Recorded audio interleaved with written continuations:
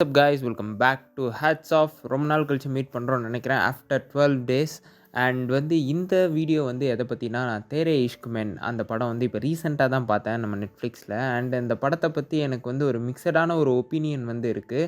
And இந்த ஒப்பீனியன்லாம் கரெக்டாக தப்பா அப்படின்றது தான் உங்ககிட்ட கன்ஃபெஸ் பண்ண வந்திருக்கேன். இது மோர் ஆர் லைக் ஒரு டிஸ்கஷன் வீடியோ மாதிரி தான் இருக்கும். இதில் என்னென்ன பாசிட்டிவ்ஸ்லாம் தாண்டி எனக்கு என்னென்ன நெகட்டிவ்ஸ்லாம் இருக்குது அப்படின்றத நான் மேஜராக பாயிண்ட் அவுட் பண்ணணும்னு நான் நினச்சேன். ஏன்னா இந்த விஷயம் எனக்கு மட்டும் தான் தப்பாக தெரியுதா, இல்லை பொதுவாகவே இது கரெக்டான விஷயமா அப்படின்றத நீங்கள் தான் இந்த வீடியோவில் டிஸ்கஸ் பண்ணி சொல்ல போகிறீங்க. ஸோ இது உங்களோட ரிவ்யூ. நான் எனக்கான டிஸ்கஷன் பண்ணி நம்மளாக ஒரு ரிவ்யூ தேர்ந்தெடுக்க போகிறோம். ஸோ இதில் கமெண்ட் செக்ஷனில் நீங்கள் அதை கரெக்டாக மென்ஷன் பண்ணுறதுக்கு ரெடியாக இருந்துக்கோங்க.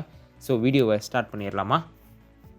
ஸ்டார்டிங் வித் நான் நெகட்டிவ் டிஸ்கஷனுக்கு போகிறதுக்கு முன்னாடி எனக்கு என்ன பாசிட்டிவ்ஸ் பிடிச்சிருந்தது அப்படின்றத நான் ஃபர்ஸ்ட் சொல்லிடுறேன். நான் எனக்கு ஆஸ் அ தனுஷ் எனக்கு ரொம்ப பிடிக்கும்.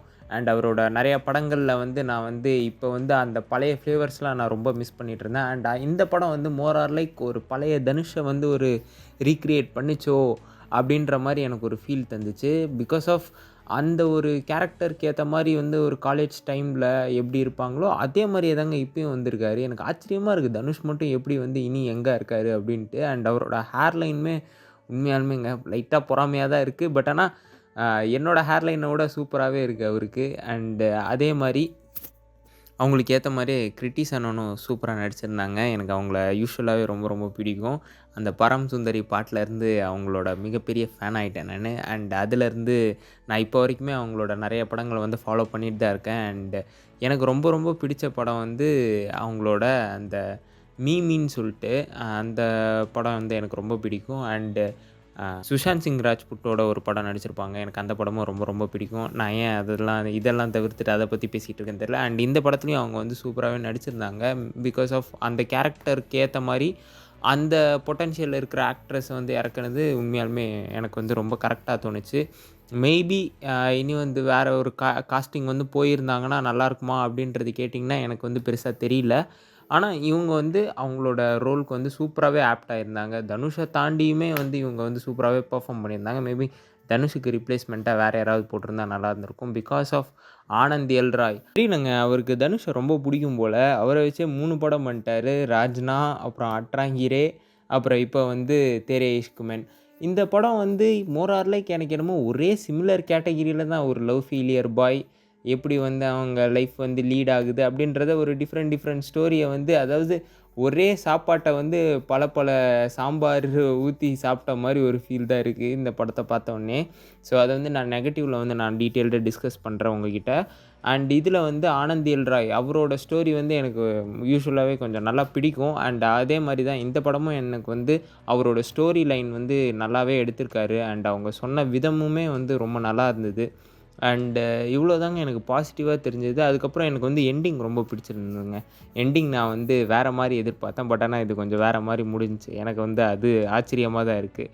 அண்டு அதில் இருக்கிற டைலாக்ஸ் அண்டு எமோஷன் கன்வேயிங், அதில் ஒரு சீன்லலாம் தனுஷ் பிரேக் டவுன் ஆகிற மாதிரி ஒரு சீன் வரும். அண்ட் அது ஜஸ்டிஃபையிங்காக இருக்கும். நீங்கள் அந்த சீன் பார்க்கும்போது இவனுக்கு இந்த மாதிரி ஆகுது அண்ட் இதை எப்படி ஓவர் கம் பண்ணுறது அப்படின்றதுக்கு ஒரு ஜஸ்டிஃபிகேஷன் சூப்பராகவே கொடுத்துருப்பாங்க. அண்ட் அந்த கேரக்டர் ஒரு இதுவுமே நல்லாயிருக்கும். இவ்வளோ தான் எனக்கு தெரிஞ்சு நான் பாசிட்டிவ்னு பார்த்தது இதுதான். பிகாஸ் ஆஃப் எனக்கு இதில் நிறையா முரணான ஒரு விஷயங்கள் தோணுது. ஒரு சில விஷயங்கள் அவங்க சொன்னதில் எனக்கு ஏதோ இந்த ஸ்டீரியோ டைப் பண்ண மாதிரி ஒரு விஷயம் எனக்கு தோணிக்கிட்டே இருக்குது. அண்டு அதுதான் நான் ஃபர்ஸ்ட் பாயிண்ட்டாக வைக்கிறேன். ஒரு சில விஷயங்கள்லாம் என்னால் அக்செப்டே பண்ணிக்கவே முடியலங்க. நீங்கள் ஒரு கேரக்டர் ஜஸ்டிஃபிகேஷன் கொடுக்குறீங்கன்னு வச்சுக்கோங்களேன். அதில் இப்போ ஃபஸ்ட்டில் ஒரு திருந்தாத ஒரு ஆளாக இருந்தாலுமே ஒரு லாஸ்ட்டில் கொஞ்சமாவது எதனா ஒரு சேஞ்ச் ஆகிருக்கணும். இதில் தனுஷும் சரி, கிருத்தி சனனும் சரி, 2 பேருமே முட்டா பீஸாக இருக்காங்க. ஏங்க, ஒரு டாக்டரேட்டு ஒரு டாக்டருக்கு படிக்கிறவங்க ஒரு சைக்காலஜிஸ்ட் எப்படி இருப்பாங்க? அவங்களுக்கு ஒரு ஸ்டோரி எழுதுகிற மாதிரி நீங்கள் பண்ணியிருந்தா, அதில் அவங்க சரக்கு போடுற மாதிரியும் தம்மு போடுற மாதிரியும் இதில் தனுஷை திருத்துற மாதிரியும். ஏங்க, ஒரு தீசிஸ் 1200 பேஜுக்கு 2200 பேஜுக்கு சப்மிட் பண்ணுறாங்கங்க. அவங்கவுங்க 4 பேஜ் 5 பேஜுக்கே குரூப்பாக சேர்ந்து தீசிஸ் பண்ணதுக்கே இனி சப்மிஷன் யாரும் போட மாட்றாங்க. அவங்க 1200 பேஜ் முதல்ல பண்ணவே முடியாது. அது ரூல்ஸ்லேயே வந்து கிடையாது. நீங்க 1200 பேஜ்னா எப்படி பண்ணுவீங்க? அதுக்கு முன்னாடி எதனாவது நீங்க ரிசர்ச் பேப்பர் ஒரு பேசிக் ரிசர்ச் வந்து எடுத்திருக்கணும். நீங்க அது இது வந்து நான் நெகட்டிவா சொல்றேனேன்றத தாண்டி எனக்கு கோவமா வருதுங்க. ஏன்னா, அவ்ளோ பெக்குலியரான டைரக்டர் அவரு ஹிந்தி சினிமால. அண்ட் இதுக்கு முன்னாடி வந்து பல ஹிட்ஸ் குடுத்தவரு. ஆனந்த் எல் ராய் வந்து இப்ப ராஜ்னாவுமே ஹிட்டு. அட்ராங்கிரேவும் ஒரு சூப்பரான ஒரு படம் தான் எனக்கு தெரிஞ்சு. ஒரு நல்ல ஒரு ஃபன் கேட்டகிரியான ஒரு மூவி அது. பட் ஆனா, இந்த படம் வந்து நீங்க பார்த்தீங்கன்னு வச்சுக்கோங்களேன், ஒரு பேக்ரவுண்ட் ஒர்க்கே இல்லாம ஏதோ இஷ்டமேனிக்கு வந்து எழுதி, நீங்க எது எடுத்தாலும் தின்னுவீங்கடா அப்படின்னு வந்து குடுத்த மாரி தான் இருந்துச்சு எனக்கு இந்த படம். ஒரு சில இடங்கள்ல. ஆனா, இந்த மாரி விஷயங்கள்லாம் ஒரு சின்ன விஷயங்க. நீங்க வந்து இத வந்து பெரிய விஷயமா நம்ம பார்க்க வேணாம். ஆனா, இது ஒரு சின்ன பேசிக் விஷயம் வந்து நம்ம ஒரு ரிசர்ச் பண்ணி எழுதுறது இல்லையா? ஏன்னா, இவ்ளோ குரோர்ஸ் போட்டு ஒரு படம் எடுக்குறாங்க. ஒரு சின்ன ரிசர்ச் பண்ணி எழுதுறதுல இவங்களுக்கு 1 நிமிஷம் ஆகுமா? அது எழுதுறதுக்கு ஒரு 1200 பேஜ் தாண்டி ஒரு 30 பேஜ்னா கூட மனசுக்கு கொஞ்சம் ஆறுதலா இருக்கும். சரி ஒரு 30, 40 பேஜுக்கு எழுதியிருக்காங்க தீசிஸ் ஒர்க்கு அப்படின்ற மாரி. அதாவது சயன்ஸ் பேக்ரவுண்ட்ல இருந்து சயன்ஸ் டைரக்ட் எல்ஸ்வேர்லலாம் பார்த்தீங்கன்னா தெரிஞ்சிருக்கும். உங்களுக்கு வந்து ரெஃபரன்ஸ்ன்னு சொல்லிட்டே ஒரு காலம் வச்சிருப்பாங்க. 1200 பேஜுக்கு தீசிஸ் போட்டிருந்தாங்கன்னா, எத்தனை பேப்பருக்கு அவங்க ரெஃபரன்ஸ் எடுத்திருக்கணும் அப்படின்றது. அவ்வளோ ரெஃபரன்ஸ் எடுத்துமே, நீங்க வந்து தனுஷ திருத்தி காட்டுங்க. அப்பதான் உங்களுக்கு வந்து சைன் போடுவேன் அப்படின்ற மாரி சொன்னாங்கன்னா, என்ன என்ன புரொஃபசரு, என்ன காலேஜு, என்ன இதுயா இது? சொல்லுங்கயா யோவ்! நானும் போய் பார்க்கணும்யா அப்படின்ற மாரி தான் இருக்கு. பிகாஸ் ஆஃப் அவங்க டெல்லிலலாம் இது ஓகே தான். ஆனா இடம் அதாவது அவங்க சொன்ன விஷயங்கள் வந்து ரொம்ப எனக்கு சிரிப்பா தான் இருந்துச்சே தவிர, எனக்கு வந்து அத வந்து சிந்திக்கணுன்ற ஒரு எண்ணம் கூட வரமாட்டேங்குதுங்க. அந்த அளவுக்கு தான் அவங்களோட அந்த ரைட்டிங் ஒர்க் வந்து இருந்துச்சு. பட் ஆனா ஸ்டோரி வைஸா நல்லா இருந்தது. பட் ஆனா அந்த ரைட்டிங்கில இனி கொஞ்சம் மெருகேத்திருக்கலாம் அப்படின்றது என்னோட கருத்து. நீங்க வந்து இது வந்து கரெக்ட்டா இல்லையான்றத நீங்க கமெண்ட்ல டிஸ்கஷன் பண்ணுவோம். அண்ட் இதுக்கு மேல வந்து அதுக்கும் ஒரு எக்ஸ்ட்ரீமா என்ன போணுச்சுன்னா, ஒரு சில விஷயங்கள்லாம் வந்து ரொம்ப ஸ்டீரியோடைப்டா இருக்கு. இப்ப தனுஷ்லாம் அவரு பண்றதெல்லாம் எதுக்குன்னே தெரியாது. போய் ஒரு 4 பேர பொழப்பாரு, 4 பேர வெளுப்பாரு. அ திடீர்னு பார்த்தா இவுங்க வந்து சிகரெட் புடிச்சுக்கிட்டே வந்து கோவத்த வந்து அடக்குங்க அப்டின்னுவாங்க. இவுங்க கோவத்த அடக்குங்கன்னு சொன்னவங்களே கடைசில வந்து லிவர் கிரோசிஸ் வந்து ஐய்யய்யோ! ஸ்பாய்லர் பண்ணிட்டேன். அதாவது அவங்களுக்கு வந்து உடல்நிலை கொஞ்சம் கடினமா இருக்கும். ஸோ அதனால என்ன அவங்க எத நெனச்சு எழுதுனாங்க? இவங்க ஒருவேள மனிதர்கள் இப்படியும் இருப்பாங்களா? அப்படின்றது எனக்கு ஆச்சரியமா தான் இருக்கு. மேபி இந்த மாரி யாராவது இருந்தா வந்து என்கிட்ட சொல்லுங்க. இப்ப தனுஷ் மாரி ஒரு அரகன்ட்டான ஆள கூட நம்ம பார்த்துருக்கோம்னு வச்சுக்கோங்களேன். ஆனா, அவ்ளோ சொல்லியும் ஒரு பொண்ணே சொல்லி திருந்தலன்னா, அவன்லாம் என்ன பையன்? அப்படின்றது நம்மளுக்கு கேட்கணும்னு தோணுதா? இல்லையா? அதுவும் நீங்க இப்ப காலேஜ் டைம்ல ஓகே. ஏங்க அத கூட விடுங்க. நான் எல்லாத்தையும் ஓகேங்க. 1200 பேஜுக்கு தீசிஸு, அரகன்ட்டான ஒரு பையன், சரக்கு அடிக்கிற, தம் அடிக்கிற பொண்ணு, இதெல்லாம் ஓகே. Everything is fine. ஏங்க பிரிலிம்ஸு காலேஜ் ட்ராப் அவுட்டு 3 வருஷத்துல எப்படிங்க கிளியர் பண்ண முடியும்?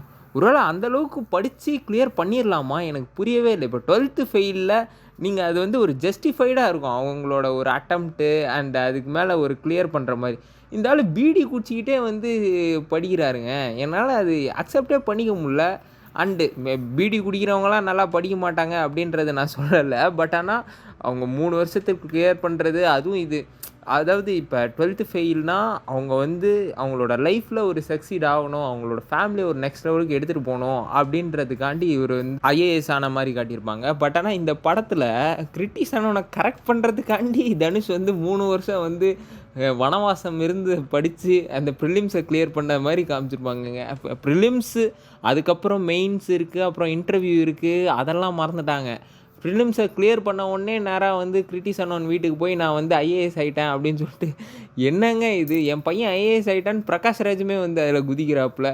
என்ன எனக்கு ஒன்றுமே புரியல. ஒருவேளை உண்மையாலுமே ஐஏஎஸ் கிளியர் பண்ணிட்டாருமே எனக்கு வந்து தெரியல. ஏன்னா ப்ரிலிம்ஸ் மட்டும்தான் அதில் காமிச்ச மாதிரி இருந்தது. ஏன்னா ப்ரிலிம்ஸ் கிளியர் பண்ணுறதுக்கே 3 இயர்ஸ் ஆச்சு. 3 அட்டெம்ப்ட் முடிஞ்சிருச்சு. மொத்தம் எத்தனை அட்டெம்ப்ட் நீங்கள் ஐஏஎஸ்ல எனக்கே தெரில அது. அதை நீங்கள் கீழே கமெண்ட்டில் மென்ஷன் பண்ணுங்கள். அதான் இந்த மாரி ஒரு விஷயங்கள்லாம் வந்து அட்லீஸ்ட் இப்ப நீங்க ரயில்வே எக்ஸாமுக்கு படிங்க. இல்ல டிஎன்பிஎஸ்சி மாரி இந்த டெல்லி போர்ட் ஆஃப் எக்ஸாமினேஷன்ஸ் அந்த மாரி எதனா இருங்க. அட்லீஸ்ட்டுங்க நீங்க மொதல்ல காலேஜ் முடிச்சு பிஹெச்டி வாங்குங்க. என் பொண்ணு லெவலுக்கு வாங்க அப்டின்னா கூட வந்து நம்ம வந்து ஒத்துக்கலாம். சரி ஓகே. ஒரு ஜஸ்டிஃபைடா வந்து ஒரு நல்ல ஒரு இது. இல்லன்னா வந்து ஒரு நல்ல ஒரு பிஸ்னஸ் டெவலப் பண்ணிட்டு வாங்க அப்படின்னா கூட நம்ம எதனாவது வந்து கொஞ்சம் கன்வின்சிங்காக வந்து இருந்திருக்கலாம். பட் ஆனால் அந்த இடத்துல போய் நீங்கள் நான் வந்து ஒரு ஐஏஎஸ் என் பொண்ணை வந்து நான் கட்டி கொடுக்கணுன்னா நீங்கள் வந்து ஒரு ப்ரிலிம்ஸை கிளியர் பண்ணியிருக்கணும் அப்படின்னு சொன்னால் இது எந்த விதத்தில் வந்து நியாயமாக இருக்குது நீங்கள் சொல்லுங்கள். ஸோ இந்த மாதிரி ஒரு சில முரணான விஷயங்கள்லாம் எனக்கு தோணுச்சு. அதே மாதிரி அந்த ப்ரீவியஸான படங்கள்லாம் ஆனந்த் எல்ராஜ் எடுத்து பார்த்தீங்கன்னு வச்சுக்கோங்களேன், இப்போ வந்து ராஜ்னாவாக இருக்கட்டும், அட்ராங்கிரேவாக இருக்கட்டும், அந்த 2 படமுமே ரொம்ப ஒரு ஃபன் மிக்ஸ்டான ஒரு காமெடி என்டர்டெயின்மெண்ட் மாதிரி இருக்கும். பட் ஆனால் இந்த படத்தில் எனக்கு என்னமோ காமெடியே தெரிலங்க. கடைசி வரைக்கும் ஒரு சீரியஸாகவே கொண்டு போய் முடிச்சிட்டாங்க. அது படத்தோட எண்டிங்கும் வந்து கொஞ்சம் சீரியஸாகவே முடிஞ்சிட்டனால, அது எதுக்குடா இந்த மாதிரி வந்து ஆக்சுவலாக ஒரு ஃபுல் அண்ட் ஃபுல் ஒரு டார்க்கிஷ் லவ்வான ஒரு கேட்டகிரி வந்து இதுக்கு வந்து குடுக்கலாங்க. அந்த மாரி தான் இருந்துச்சு. எனக்கு வந்து ஒரு ட்ராமா படம் பார்த்த மாரி ஒரு ஃபீல் இல்ல. அதே சமயம் ஒரு காமெடி படம் பார்த்த மாரியும் இல்ல. காலேஜ் போர்ஷன்லலாம் காமெடின்ட்டு ஏதோ ஒண்ணு வருது. ஆனா அது காமெடியான்னு தான் தெரியல. உங்களுக்கு சிரிப்பு வந்துச்சுன்னா எனக்கு வந்து சொல்லுங்க. ஸோ இந்த மாரி ஒரு சில விஷயங்கள் எனக்கு வந்து பிடிக்காமையும், இதில பத்தின ஒரு இதுவாவும் இருந்துச்சு. எனக்கு இது கரெக்ட்டா என்னன்றது நான் உங்ககிட்ட கேட்குறேன். ஆஸ் அ வந்து வியூவரா நீங்க என்ன நெனச்சீங்க இத பத்தி? அப்படின்றத நீங்க கீழ கமெண்ட்ல மென்ஷன் பண்ணுங்க. ஸோ இத வந்து கண்டிப்பா வந்து ஏன்னா எனக்கு வந்து எனக்கு கிளாரிட்டி குடுங்க. நான் வந்து உங்களுக்கு கிளாரிட்டி குடுத்த மாரி இதுக்கு முந்தின படங்கள்லலாம். ஸோ இந்த படம் வந்து ஒரு நல்ல படமா? இல்லையா? அப்படின்றத நான் உங்ககிட்டயே விட்டுர்றேன். நீங்க வந்து நல்ல படம்னா கீழ கமெண்ட்ல மென்ஷன் பண்ணுங்க. நான் வந்து என்னோட தப்ப வந்து திருத்திக்கிட்டு நெக்ஸ்ட் வந்து இதுக்கு வந்து ஒரு பாசிட்டிவ் ரிவ்யூ வந்து நம்ம போடுவோம். ஸோ அதனால வந்து இதில வந்து என்னென்ன தப்பான விஷயங்கள் நான் பேசியிருந்தாலும், இல்ல ஏதாவது கரெக்டான விஷயத்தையே வந்து தப்பா மாத்தி சொல்லியிருந்தாலும், நீங்க வந்து கீழ கமெண்ட்ல மென்ஷன் பண்ணுங்க.